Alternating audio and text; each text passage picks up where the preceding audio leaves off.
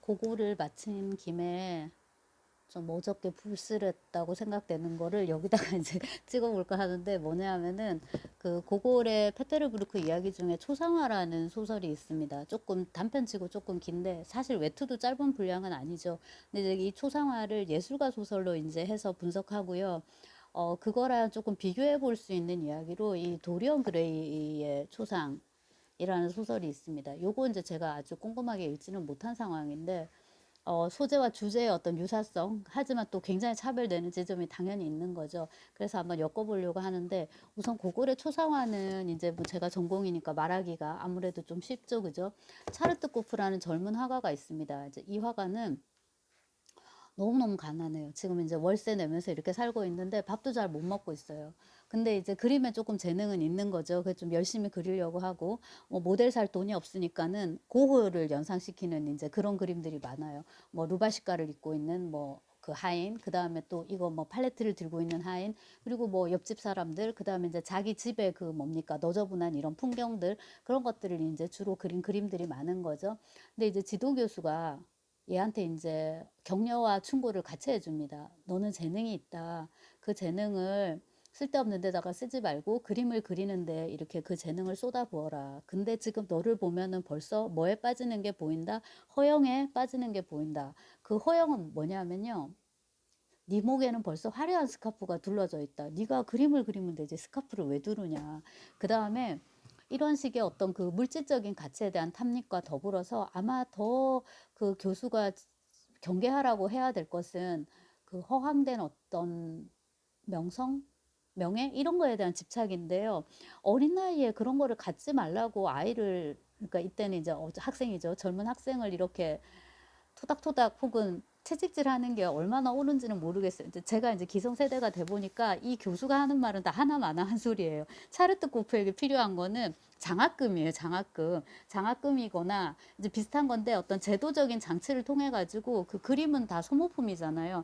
뭐 물감이라든지 종이라든지 캔버스라든지 이런 걸 대주든가 아니면은 이제 그 작업실 위에 어떤 공간을 제공을 해주든가, 그러니까 장학금이죠. 장학금이나 그에 준하는 어떤 물질적인 지원이고, 그리고 이제 아이가 최대한 그림에만 전념할 수 있도록, 그렇다 하더라도 이 어린 나이에 그런 열등감이나 열패 같은 게 클 텐데 이제 하나마나 한 소리를 해주는데 이 교수가 이제 고골 작가 고골의 이제 목소리라고 볼 수 있을 것 같습니다.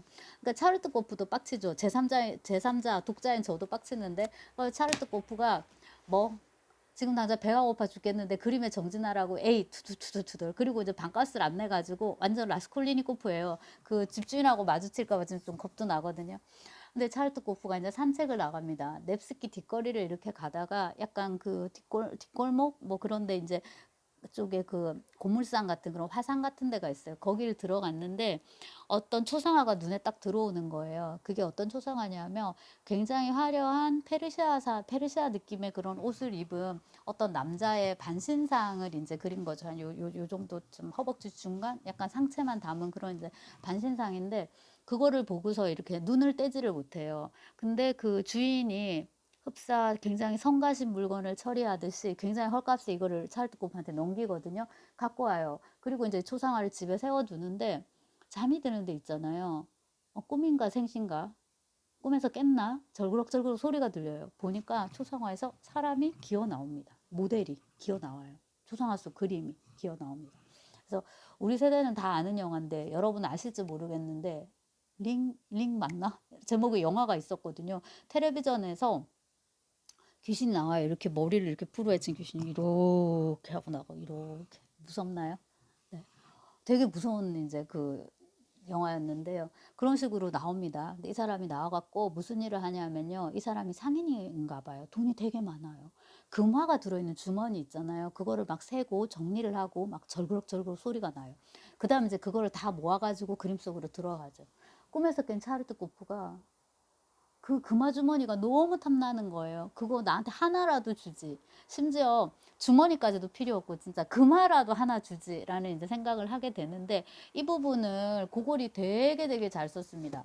그 굉장히 장난스럽고 그로테스크하고 익살스럽고 좀 보면은 한편으로 좀 망측하기도 하고 그런 식의 소설을 쓴 거잖아요. 코나 뭐 좀 웹툰이나 광인일기나 이런 걸 보면은. 근데 초상화는 굉장히 고양된 낭만적 파토스가 넘쳐나는 그런 작품이에요. 그런데다가 이 차르트코프의 꿈 부분은 완전히 그 크리스토퍼 놀란 감독의 인셉션하고 비슷한데요. 1번, 2번, 3번, 4번 꿈이 계속 이어지면서 꿈속으로 꿈속으로 꿈속으로 계속 들어가요. 그래서 어떤 게 꿈이고 어떤 게 생신지 헷갈릴 정도로 굉장히 몽롱하고 환상적으로 되게 잘 썼어요. 이 부분은 되게 막 번호를 매겨가면서 꼼꼼하게 읽으려고 노력했던 기억이 있고요. 자, 이제 그건 종료가 됐고 주인이 하숙집 주인이 차르트코프가 돈을 너무 안 내니까 경찰을 불러왔습니다. 그러면서 이제 하숙집 주인이 우리 집에는 점잖은 사람들만 산다고 이렇게 방세를 내지 않고 즉 방세를 떼먹고 있는 이런 사람이 살 수 있는 곳이 아니란 말입니다 하고 이제 한 소리 하는데 저는 그 부분이 되게 웃겼고요.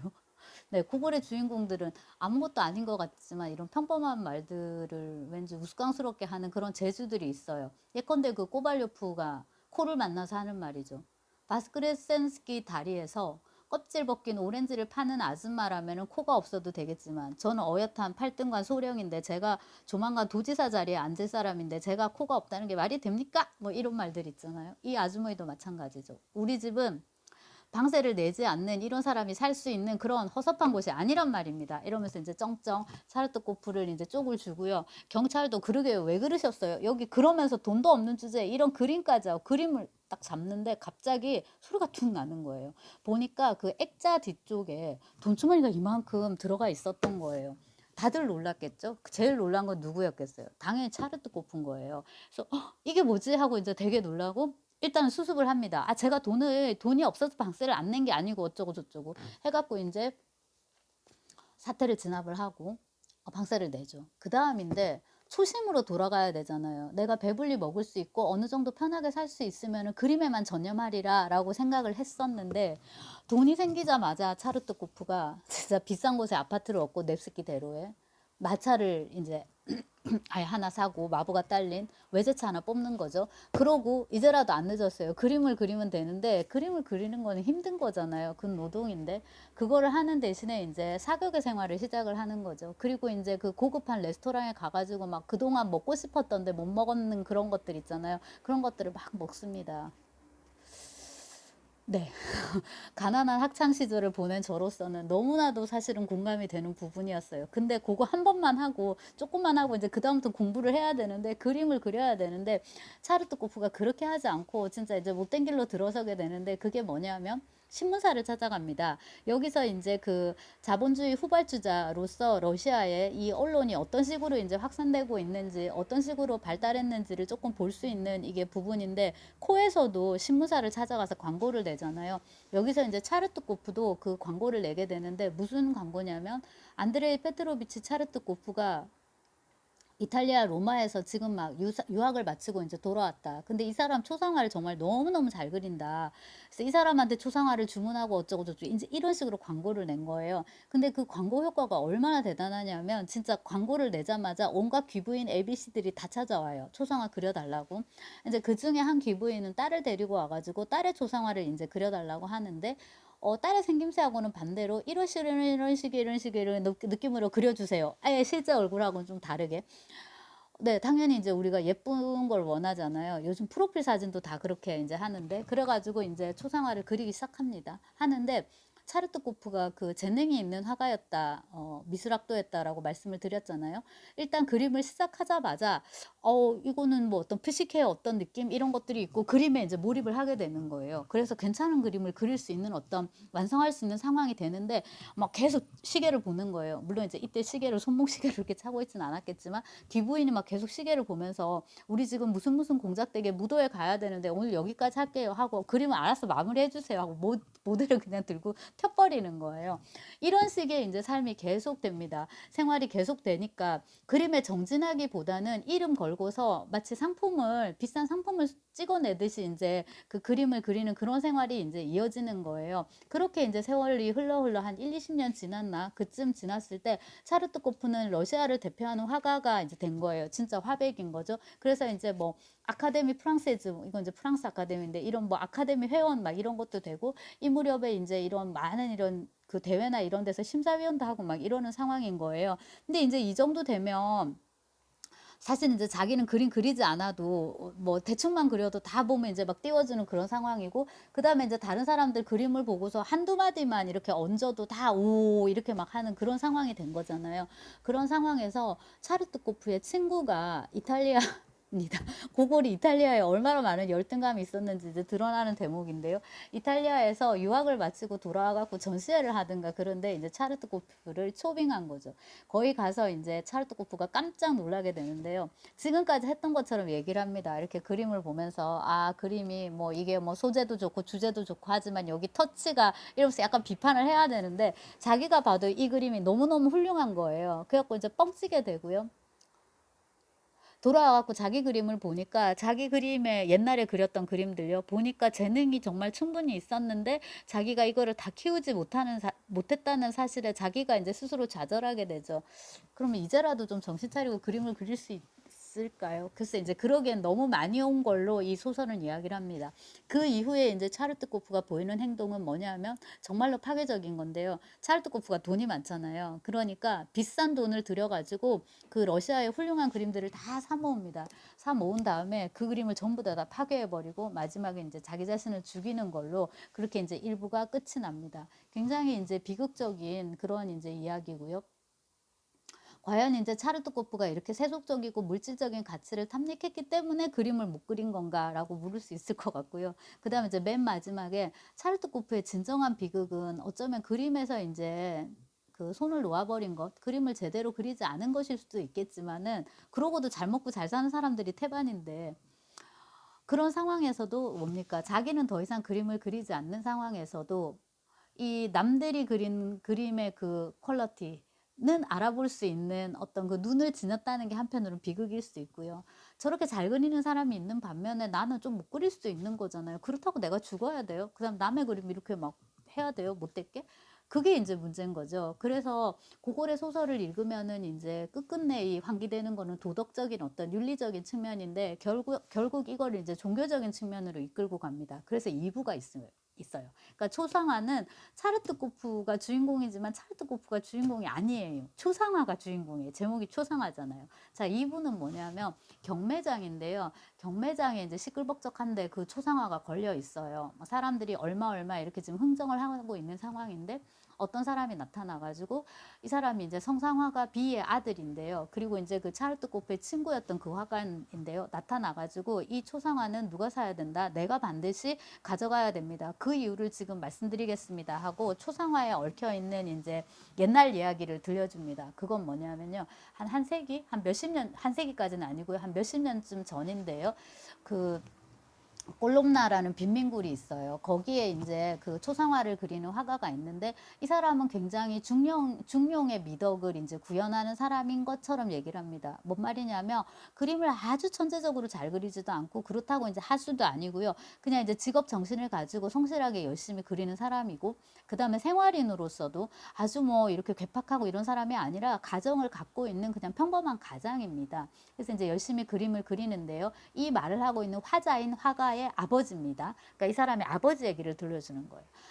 근데 이 마을에 이 구역에 마을이라기보단 이 도시의 이 구역의 꼴롬나 지역에 고리 대금업자가 한 명 살고 있어요. 근데 고리 대금업이잖아요. 고리는 손에 거는 이 고리가 아니잖아. 반지 고리가 높은 이유를 취해서 돈을 버는 이제 사람인데요. 이 사람이 법을 어기는 건 아니에요. 근데 이제 너무 야박한 거죠. 그리고 이제 이 사람하고 엮이면 계속 불행한 일이 일어나는 거죠.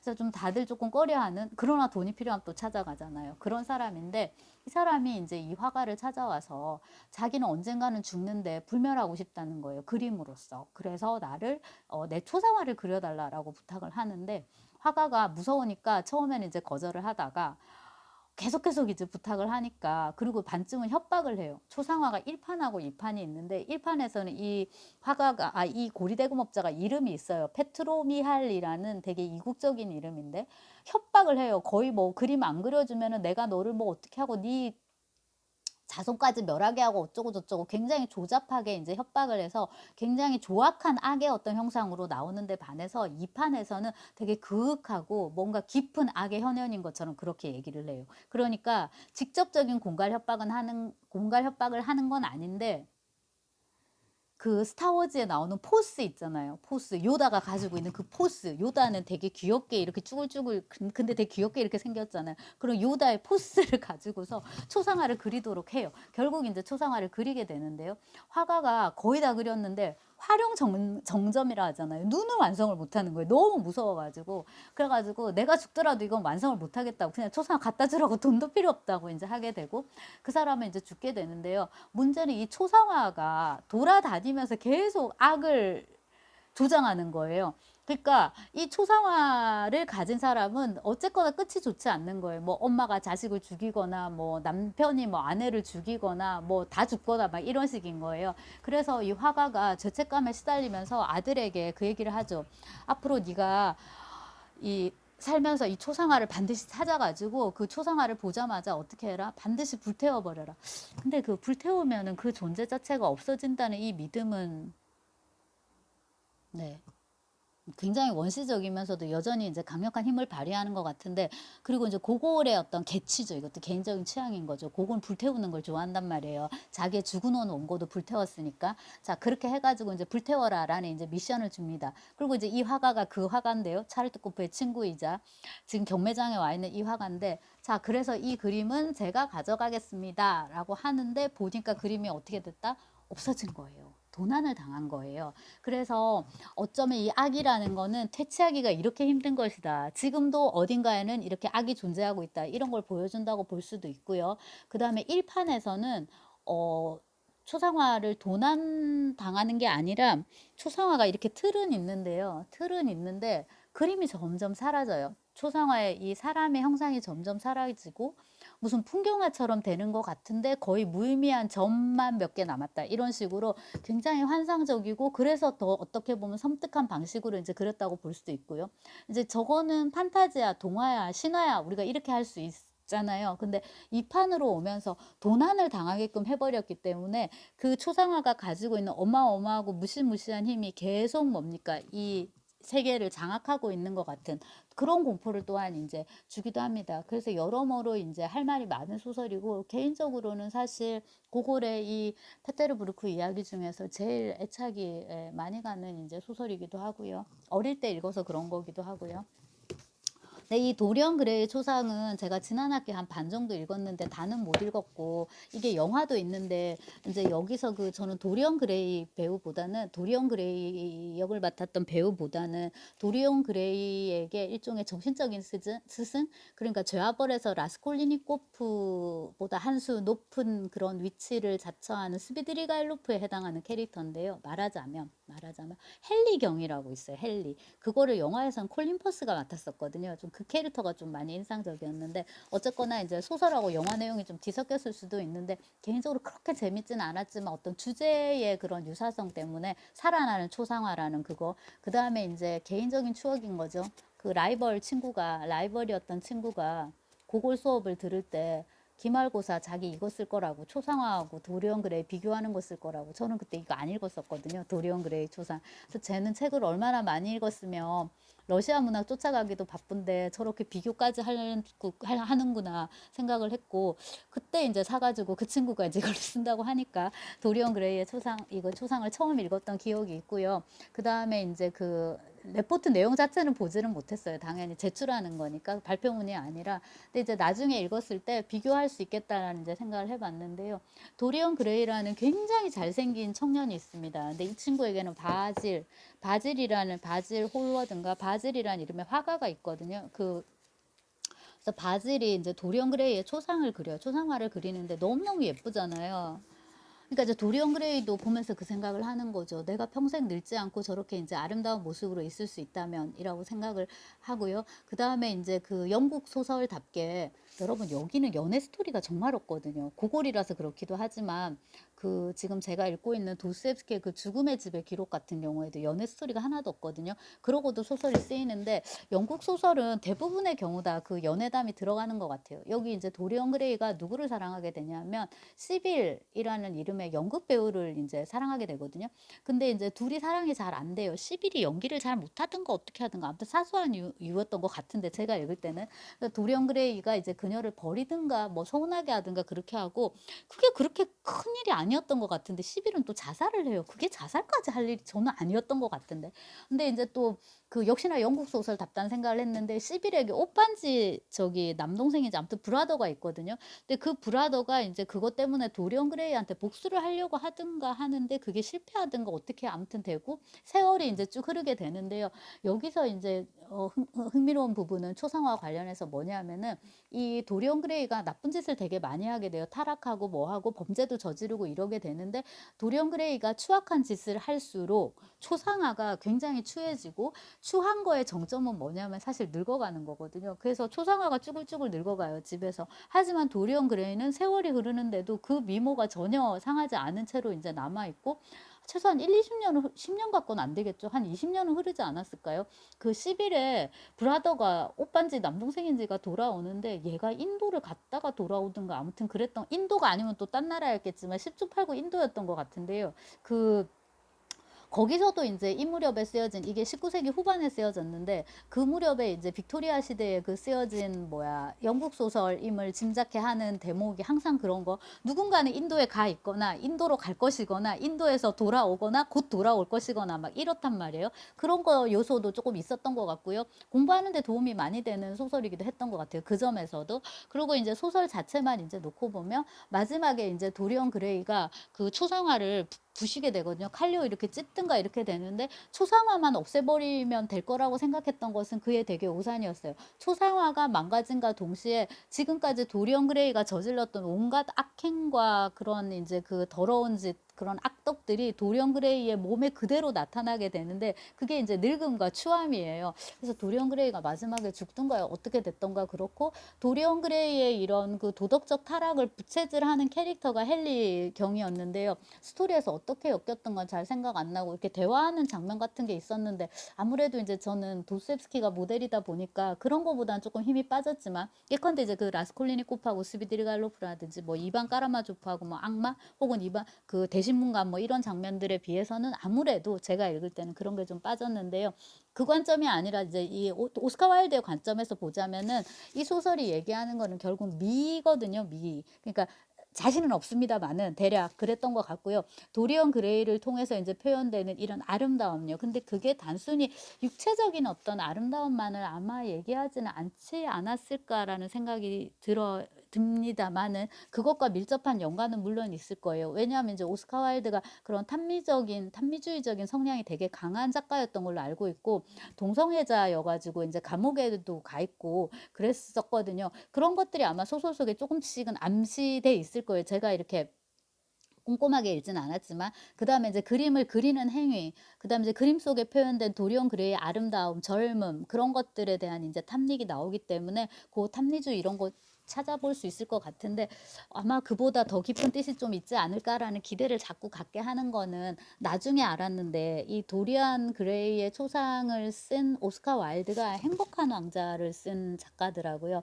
행복한 왕자는 어릴 때 어디 지나가다가 동화 같은 데서 읽은 거 책 어디서 이제 본 것 같은데요.